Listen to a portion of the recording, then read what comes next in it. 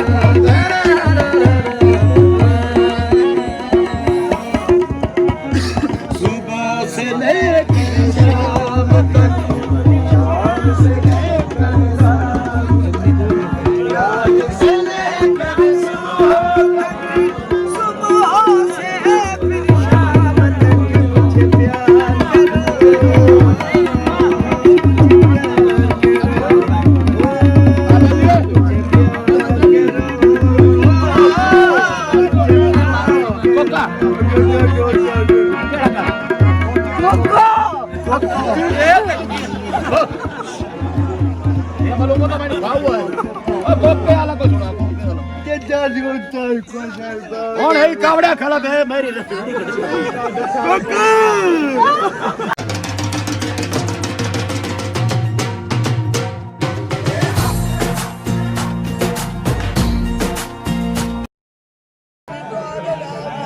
ਕਿਦੋਂ ਆਇਆ